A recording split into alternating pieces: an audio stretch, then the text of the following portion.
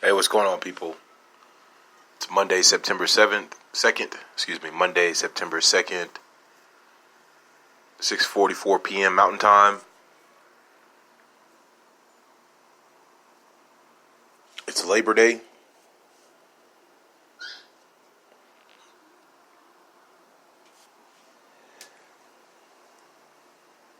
Kind of did some research on Labor Day, and it is what I assumed it to be, the holiday for those a reserved holiday for those that work. So did some research. Happy Labor Day. Hope everyone's having a good one. Kind of want to use this time for some tribe and nation building.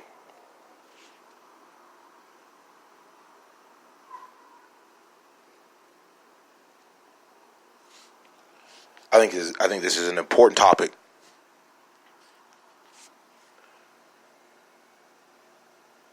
As you grow as a person, and I've said this time and time again, you look deep and you wanna understand where you've originated from. I've been doing some research. ADOS, I stand with you, American Descendants of Slaves.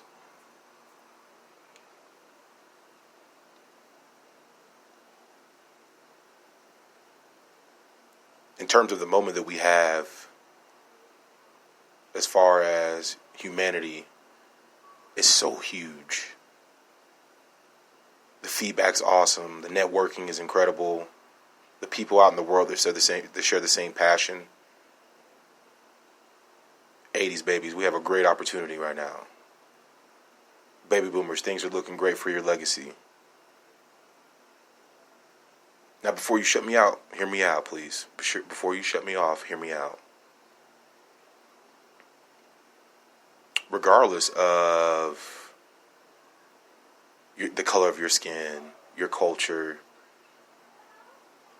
and really your tribe, America has an agenda to continue to be the greatest. We live in America. We want to make sure that what we do it for is sustainable for our kids to be able to experience it as well. So each individual tribe, it's important that we understand the facts that America is a makeup of a group of different people. We can't be confused to that fact. We can't deny that truth. That's what makes us the greatest country in the world.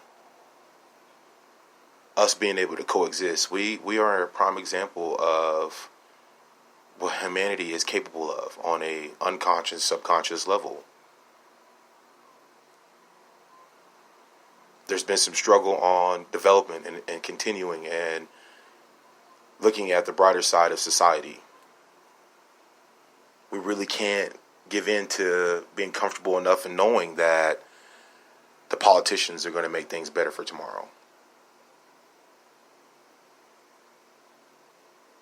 There's a lot of things that need to be implemented. There's a lot of things that we need to look at. And one of them is the direction for America.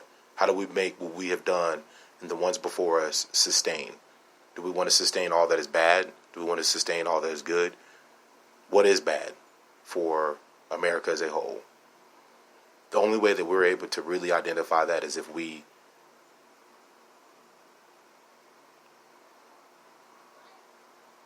look at everything on the essence. It is not only an inward personal thing, but it's an inward tribal thing to be able to all leave a stamp on how humanity continues.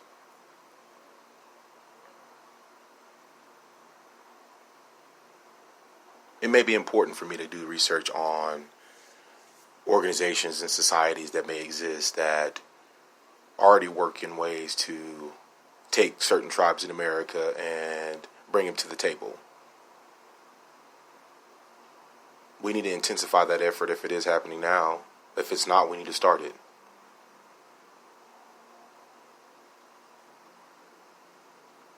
The reason why it's important is because of sustainability. The reason why it's important is because you wake up and you're going to work tomorrow.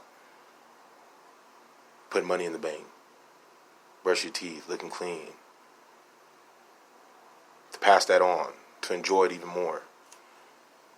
So on a mass level, we need to look at what it is that we can contribute to make sure this shit sustains and it continues not only here but beyond. There's never really been any true ally relationship building on or within tribes. Not for my generation. I don't know if there is for baby boomers.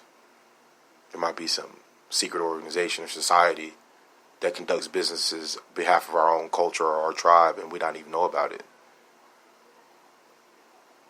So I'm going to talk to you from my perspective as a black man in America, an ADOS, an American descendant of slave.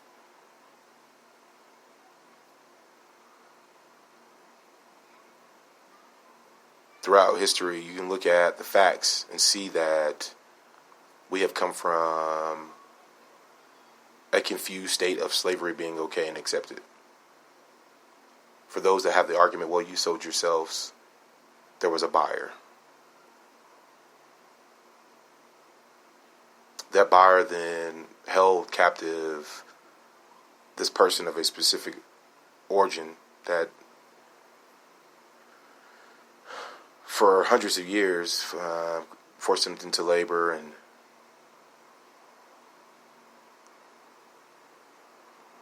unsafe living conditions, unable to grow and learn with the knowledge.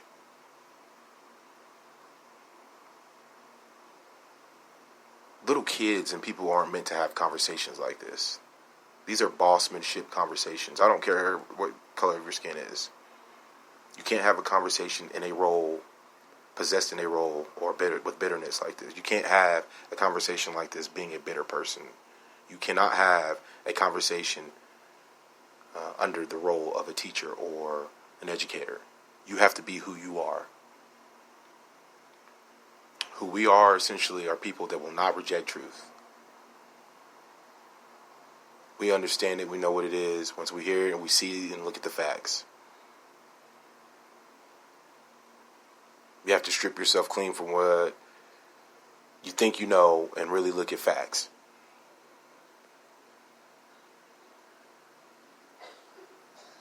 For hundreds of years, there has been a group of people that have helped build American society in America that has not had a fair representation.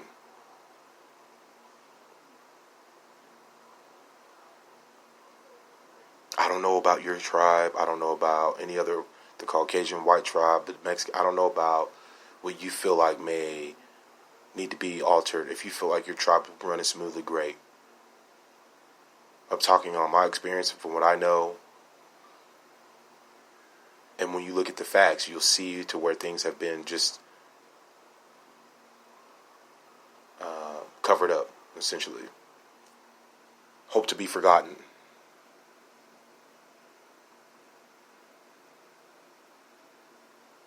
Tribally speaking, ADOS believes in reparations.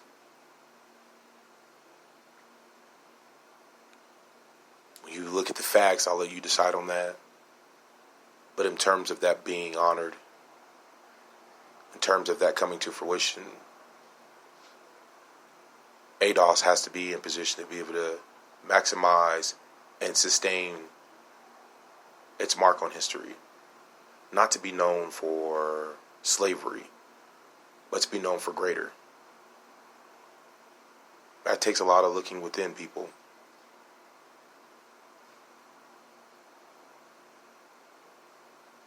Those that are descendants of slaves, this is a great time, great moment. You can't allow bitterness to be in the way of this.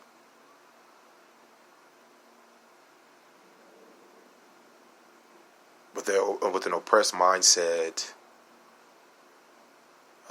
feeling trapped is a real thing. Feeling like being in a straitjacket is a real thing. So are your thoughts that come along with those feelings. Survival mode intensifies, doing what you have to do in all means to survive. That's real shit. Led on because of oppression. And unless we address what's really going on a conscious level, on a psychological level, on a mental level, what we're asking for is not going to stick.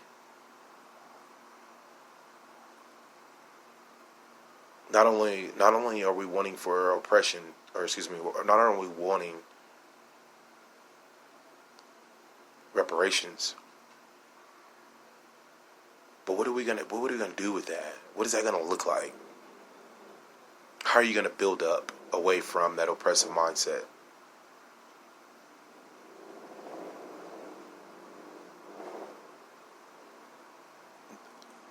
When you look at the facts, there's really no debate to be had. It's only a question of the right way of doing it.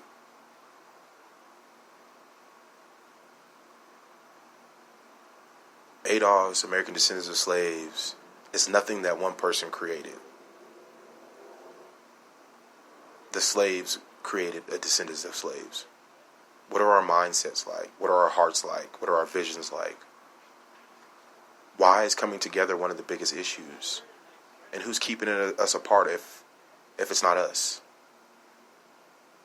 ADOS, this is a great moment, man. It's a great moment. Look at the assets. Look at what you're contributing to society, your community. Here's an opportunity to shift. What kind of person are you going to be once reparations have been honored? To my allies, Latino American, whatever opposite of Black American you are, I come in peace. This is not for any discrimination. This is not a old pity party for us. When you to know what it's like to not have an originating place would be like, I don't think it would be hard for anybody else to experience it. There's a Mexico, there's Italy, there's Africa. American Descendant of Slave is exactly what it is. And when you start stripping yourself from these objective identification objects, once you start stripping yourself to being identified as somebody who likes Nike, or somebody, or being some that only wears Nike, or once you strip yourself from the teacher role, and you really want to know who you are, you'll see these things. And the more I look, I question, maybe this is why my mindset is the way it is, and maybe this is why millions of other Black people's mindsets are the way they are. And the science and all the data shows it. And it's been years after years after years of this oppression, of ignoring this fact, of a psychological genocide. In the meantime, we have political leaders fighting for rights for other people from other countries that have their own originating place. So I'm out here butt naked with no aboriginality to identify from or to. That would cause anybody to be like, fuck it, part my French. That's a lot of confusion you live in throughout your life, people. And then we look at the fact that some of us with that confusion fall into crime because of survival mode, and then they're are institutionalized. Then they're stuck at that mental way of thinking. So there's so many variables that have really have not been fair. I'm not here to call and sound like no little girl, but my whole argument is sustainability for humanity. I'm a Black person. What do I offer? Is the confusion. I've made bad decisions. No, I didn't go pro.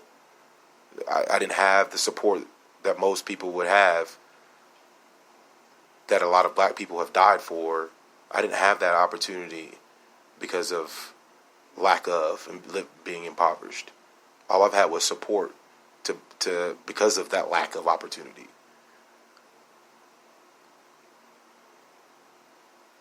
The cards are really stacked up against us, and I can't see this happening for another 25 years. I don't see how me as a Black descendant of a slave will be able to leave a more positive mark on humanity other than slavery. You have given us no chance to really end this on a good note, essentially. So I'm behind the reparations. I used to look at that as a handout. Thank you, Coach Michael Douglas, for really setting me down and really talking. And we discussed it, man. Like, the facts are the facts are the facts. Anybody who talks about it being a handout is a hater. And again, this is not to separate anyone. If you listen to my previous podcast, a village raised me as a child. I come from a Mexican family, a white family. They've raised me. They've been a great part of my life at an early age. But for me moving forward, history is important, and being able to know you come from a place of wherever it is to where you're at now is confidence on a journey. It is boost to a journey. It is motivation for a journey.